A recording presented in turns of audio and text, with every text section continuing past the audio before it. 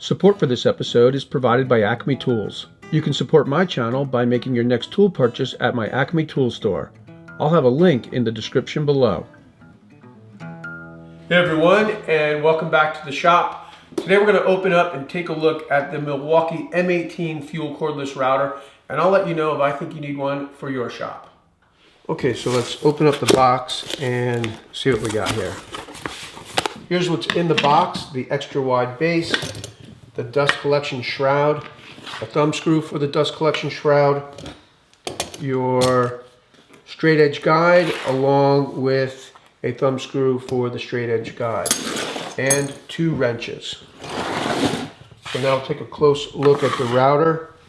Here's the router. The router doesn't come with a battery.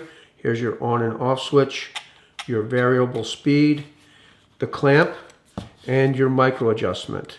So you'll micro adjust the height of your router bit. If you want to make larger adjustments, you press this button here, and then you can make your larger adjustments or remove the router completely. So what I like to do is get the router bit close, then make my micro adjustments, and then lock the clamp. This is your spindle lock. To attach the dust shroud, you've got a plastic pin. It's going to fit into that hole. And then you'll take the thumb screw and tighten it up.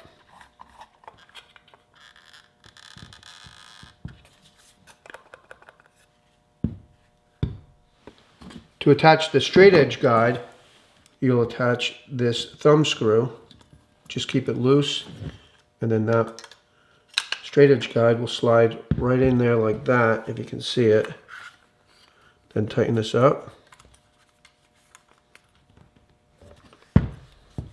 And then adjust the guide like this. So very easy to use. I'm going to take that off.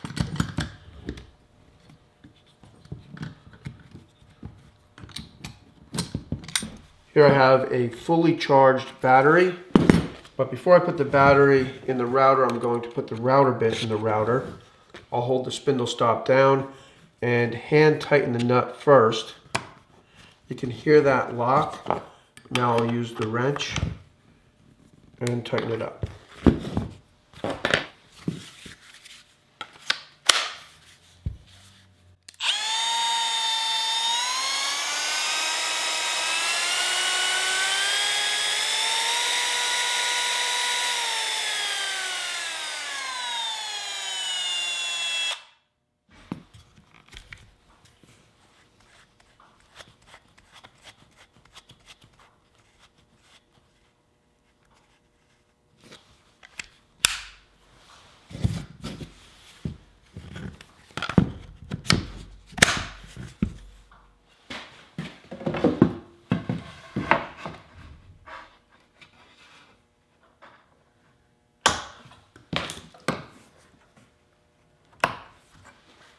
This will be the first time that I've used this router on a project. I'm putting a small bead at the bottom of the apron of the table that I'm making. And just a quick tip, I've clamped the front and back aprons together to give me a wider surface to help keep the router more stable.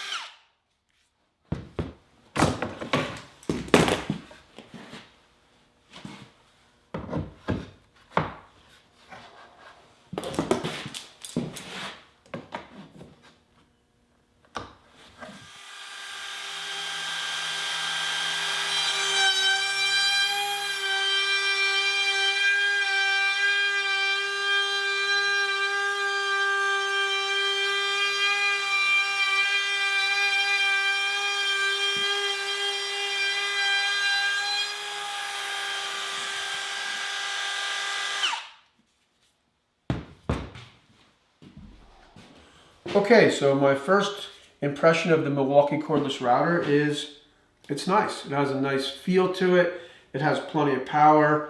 And the main reason I like it is it's on my battery platform. I'm a big fan of trying to stay within my battery platform. So it's really important when you buy your tools, especially your first cordless tools, buy a brand you like, because you're going to be using that battery platform for probably the next 3 to 5 years. So in short, do I think you need a Milwaukee cordless router for your shop? Not necessarily a Milwaukee. If you have DeWalt tools, buy a DeWalt. If you have Makita tools, buy a Makita. Milwaukee, DeWalt, Makita, those are the 3 brands I'm most comfortable suggesting, because those are the 3 brands that I have the most experience with. But regardless, definitely put a cordless router at the top of your next tool list, because they're incredibly convenient. And what I really like about a cordless router is not having to worry about cord management while you're using the tool. It's just really nice, because a cordless router like this you're often using with one hand, and to not have to worry where that cord is, whether or not you might step on the cord while you're using it, or the cord might get caught on the table and then turn the router, which could ruin your workpiece, is just a major convenience.